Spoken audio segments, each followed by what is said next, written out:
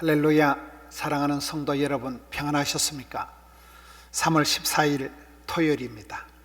내일이면 이제 3월달도 보름이 되어 가는데요, 내일은 주일을 준비하는 오늘 토요일입니다. 토요일날 새벽 기도회, 또 큐티, 또 가정예배, 또 저녁 기도회까지 이 말씀을 가지고 이렇게 쭉 갑니다. 내일 주일날은 1부, 2부, 3부, 4부를 본당에서 실시간으로 그렇게 할 생각입니다. 우리 성도님들은 오실 수가 없지만 장로님들이 기도하시고 또 특송을 하고 이렇게 해서 실시간으로 내일 4번 예배를 또 그렇게 할 생각입니다. 우리 성도님들 좀 답답하고 힘드시고 하지만은 이럴수록 더 주님과 가까이 그렇게 할 수 있는 은혜의 시간이 되기를 바랍니다. 오늘 찬송가는 290장 우리는 주님을 늘 배반하나 290장을 함께 찬송하겠습니다. 290장 우리는 주님을 늘 배반하나 함께 부르겠습니다. 우리는 주님을 늘 배반하나 내 주 예수 여전히 날 부르사 그 참되신 사랑을 베푸시나니 내 형제여 주님을 곧 따르라. 주를 위해 비네 주를 위해 비네 주를 위해 비네 항상 비시네. 주께서 풍성한 은혜를 내려 내 영혼이 나날이 복받으니 주 예수를 너희도 구주로 섬겨 곧 따르면 풍한 복 받겠네. 주를 위해 비네 주를 위해 비네 주를 위해 비네 항상 비시네. 무거운 짐 지고 애타는 인생 주 예수께 돌아와 보시어라. 내 주 예수 너희를 돌보실 때에 참 복락과 안위가 넘치겠네. 주를 위해 비네 주를 위해 비네 주를 위해 비네 항상 비시네. 아멘. 오늘의 성경 말씀은 마태복음 21장 33절에서 46절 말씀을 교독하겠습니다. 마태복음 21장 33절에서 46절 말씀입니다. 마태복음 21장 33절 말씀. 다른 한 비유를 들으라. 한 집 주인이 포도원을 만들어 산 울타리로 두르고 거기에 접자는 틀을 만들고 망대를 짓고 농부들에게 세로 주고 타국에 갔더니 열매 거둘 때가 가까우매 그 열매를 받으려고 자기 종들을 농부들에게 보내니 농부들이 종들을 잡아 하나는 심히 때리고 하나는 죽이고 하나는 돌로 쳤거늘 다시 다른 종들을 처음보다 많이 보내니 그들에게도 그렇게 하였는지라. 후에 자기 아들을 보내며 이르되 그들이 내 아들은 존대하리라 하였더니 농부들이 그 아들을 보고 서로 말하되 이는 상속자니 자 죽이고 그의 유산을 차지하자 하고 이에 잡아 포도원 밖에 내쫓아 죽였느니라. 그러면 포도원 주인이 올 때에 그 농부들을 어떻게 하겠느냐? 그들이 말하되 그 악한 자들을 진멸하고 포도원은 제때의 열매를 바칠 만한 다른 농부들에게 새로 줄지니이다. 예수께서 이르시되 너희가 성경의 건축자들이 버린 돌이 모퉁이의 머릿돌이 되었나니 이것은 주로 말미암아 된 것이요 우리 눈에 기이하도다 함을 읽어본 일이 없느냐. 그러므로 내가 너희에게 이르노니 하나님의 나라를 너희는 빼앗기고 그 나라에 열매 맺는 백성이 받으리라. 이 돌 위에 떨어지는 자는 깨지겠고 이 돌이 사람 위에 떨어지면 그를 가루로 만들어 흩으리라 하시니 대제사장들과 바리새인들이 예수의 비유를 듣고 자기들을 가리켜 말씀하심인 줄 알고 잡고자 하나 무리를 무서워하니 이는 그들이 예수를 선지자로 알미었더라. 아멘. 오늘 말씀은 이번 주간에 3번이나 나타나는 포도원에 대한 말씀이에요. 오늘 말씀에도 보면 33절에 다른 한 비유를 들어라 하고 집주인이 포도원을 잘 만들어서 그것을 새로 주고 농부들에게 이제 새를 주는 그런 내용입니다. 천국은 마치 포도원과 같다. 여기에 이 주인이 아주 포도원을 잘 만든 거예요.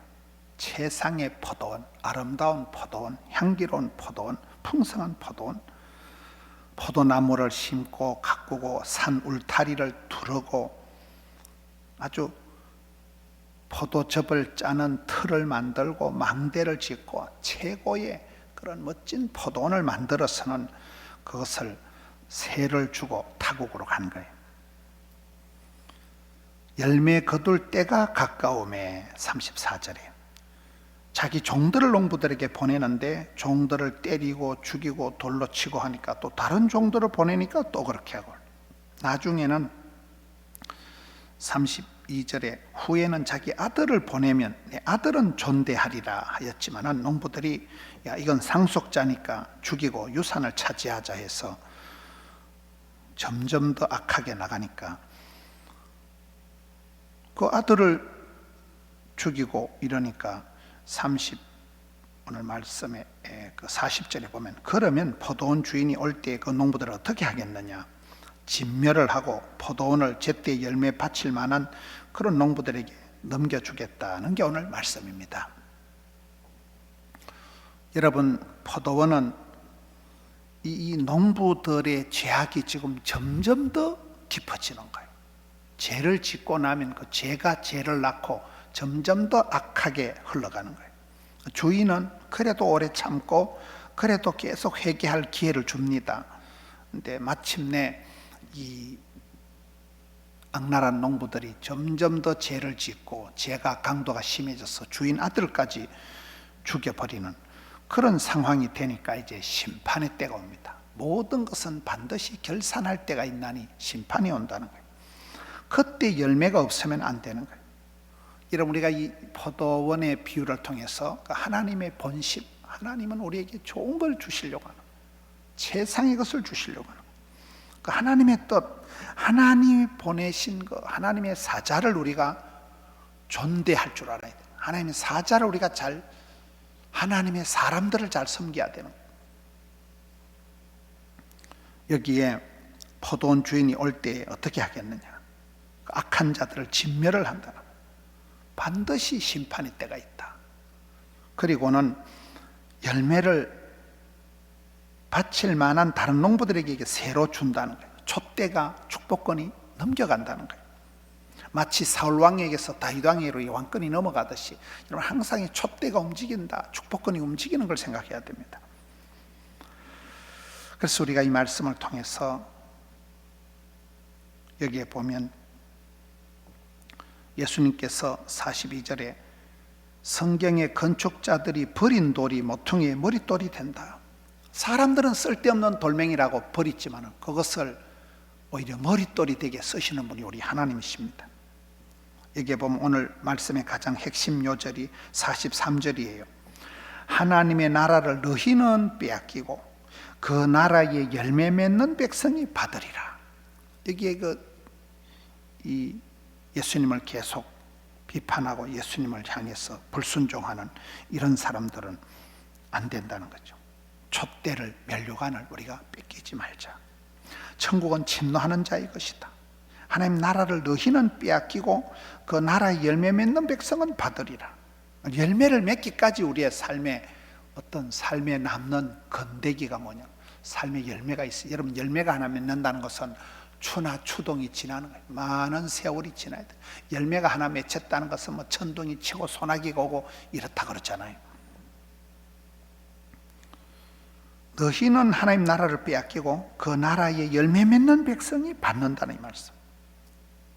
그래서 우리는 히브리서 11장에 있는 6절에 있는 말씀처럼 믿음이 없이는 하나님을 기쁘시게 할 수도 없고, 하나님께 나아가는 자는, 은혜의 보좌 앞에 담대히 나아가는 자는 자기를 찾는 자들에게 상을 주시는 분을 믿어야 되기 때문에 더욱더 믿음이 자라서 이 어려운 때에 열매 맺는 삶을 살아가야 됩니다.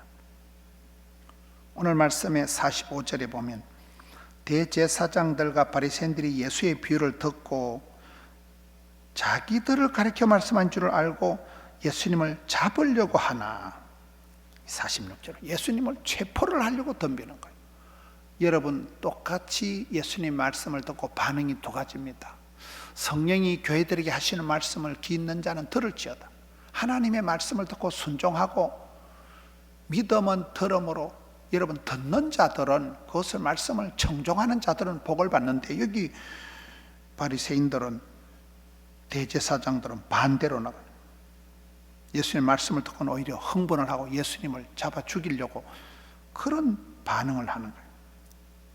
저는 이번에 이 코로나 사태를 통해서 우리 성도님들의 이렇게 모습을 보면 몇 가지가 있는 것 같아요. 첫째는 오히려 이렇게 매일 영상으로 이 말씀을 하니까 훨씬 더 좋아하는 분들이 많아요. 새벽이고 저녁이고 언제든지 자기가 원하는 시간에 말씀이 하루 종일 이렇게 오픈되어 있거든요. 말씀을 통해서 새벽 예배를 쌓고 큐티를 하고 저녁에 기도를 하고 가정 예배를 드리고, 아주 이 영상 제공되는 예배를 굉장히 귀하게, 유익하게, 은혜롭게 하는 분들이 있습니다. 또 어떤 분들은 아이고 뭐 그 TV 화면으로, 모니터로, 스마트폰으로 보는 거 별거이다 해서 영 예배를 가볍게 생각하는 사람들도 있고요. 또 어떤 사람은 이 차판에 교회도 안 가고 예배도 안 드리고 두 손 다 놔버리는 성도들도 있지 않을까, 그런 우려를 하는 거예요. 우리 하나님의 말씀을 들을 때 천사가 말을 해도 반응은 내가 하는 거예요. 오늘 이게 똑같은 예수님 말씀을 듣고 어떤 사람은 은혜 받고 어떤 사람은 예수님을 잡아 죽이려고 덤비는 이런 대제사장들, 바리새인들과 같은 반응이 우리에게 나옵니다. 성령이 교회들에게 하시는 말씀을 귀 있는 자는 들어야 돼. 들을 귀가 있는 자가 복이 있는 거예요. 듣고 행하고 지키는 자가 복이 있다 그랬기 때문에, 사랑하는 성도 여러분, 우리가 주님 앞에 오늘 또 주연의 길을 열어 주의 음성을 듣게 하여 주옵소서. 주연의 마음을 활짝 열어서 주의 뜻을 깨닫게 하여 깨우쳐 주옵소서. 범사의 하나님을 인정하고 심판하신 하나님, 복 주신 하나님, 하나님을 인정하고 하나님 앞에 엎드려서 형통함을 받고 이 아름다운 포도원에 존귀하게 쓰임받는 우리 성도님들 되시기를 주님의 이름으로 축원합니다. 우리 아버지 하나님, 감사합니다. 주말 시간 토요일입니다.